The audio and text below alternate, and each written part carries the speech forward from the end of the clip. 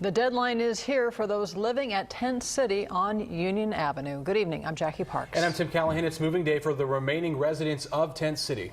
23 ABC's Mark Christian joins us now live from the area and explains what may happen next to the remaining residents. Mark?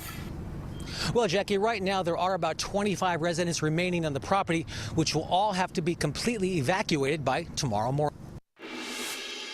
For more than 5 years, it was a place of refuge, carrying with it the sense of community.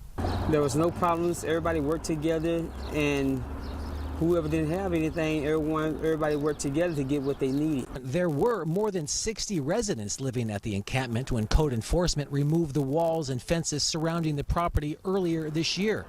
The Kern County Homeless Collaborative had worked with many residents to find permanent housing during the last several months. Really working quite aggressively to place as many people who would allow us to do that, and getting birth certificates and social security cards takes a tremendous amount of time. Many of the remaining residents say they have no immediate plans to find permanent housing and will simply find a new place to live on the streets. But as long as it's like me and my girl, we got my boy Chico, my dog. As long as us two together, we'll be all right, I guess. That's because many of the shelters in town do not allow pets or couples to remain together. Now, these residents say many of the people who live there were just individuals who fell on hard times. Everybody here is not on drugs. Everybody here is not alcoholics. You have people that comes here because they have nothing, but they heard about Tent City and they came here because they knew they could be safe.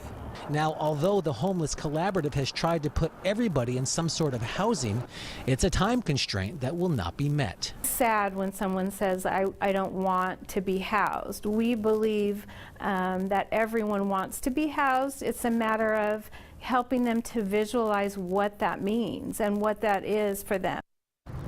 Now, the city set up these dumpsters earlier today. One is for the trash and one is for their personal belongings that they'll keep for 30 days.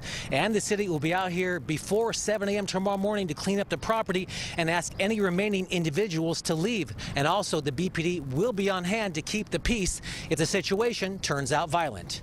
Back to you. An irrigation worker